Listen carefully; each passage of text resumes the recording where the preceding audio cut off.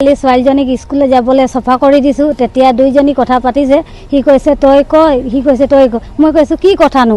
তো সি কৈছে যে এই ছাৰৰ কথা, ছাৰ বেয়া আছে বুলি কৈছে, নতুন ছাৰ। মই কৈছোঁ ছাৰনো কেলৈ বেয়া আছে, কি কৰে তহঁতক? তেনেকৈ সুধিছোঁ আৰু মৰম কৰি ফুচলাই। তাৰপিছত কৈছে যে এনেকৈ তেনেকৈ আমাৰ লগৰ ছোৱালীজনী তেনেকৈ কৈছে।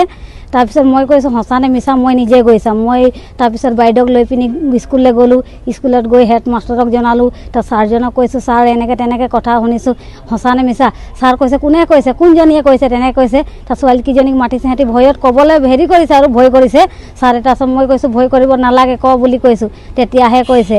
তাৰপিছত ছাৰে কৈছে, তথাপিও সি মানি লোৱা নাই যে মই নায়ে কৰা বুলি কৈছে। তেতিয়া মই কৈছোঁ মই মিডিয়াক মাতিম, মই এনেকৈ ভুল কথা শুনি থাকিবলৈ নাই আৰু দেখি থাকিবলৈ নাই, মই মিডিয়াক মাতিম। আপুনি যদি হেৰি নকৰে, তেতিয়া সি মোক ভৰি ধৰিছে যে মোৰ ভুল হৈ গ'ল, মোক মাফ কৰি দিয়া, মোক এবাৰ চান্স দিয়া বুলি কৈছে।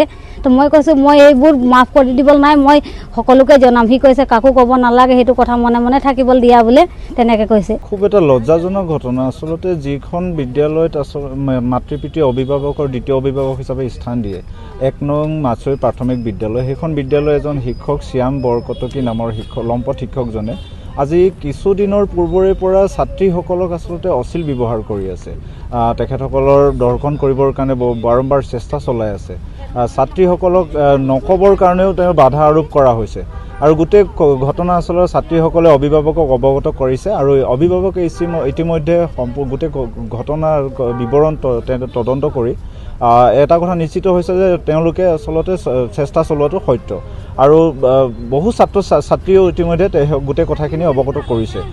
ইতিমধ্যে ডিমৌ আৰক্ষী থানাত এটা কেছ ৰুজু কৰিছে। আৰু আমি অসম চাহ জনজাতি ছাত্ৰ সন্থাৰ তৰফৰ পৰা দাবী জনাইছোঁ, যদি ঘটনা সত্য প্ৰমাণিত হয় তেন্তে ভাৰতীয় দণ্ডবিধি আইনৰ অধীনত, পক্সৰ এক্টৰ অধীনত যিখিনি শাস্তি দিব লাগে, লম্পট শিক্ষক শ্যাম বৰকটকীক তেনেকুৱা ধৰণৰ শাস্তি প্ৰদান কৰিবৰ কাৰণে আমি দাবী জনাইছোঁ।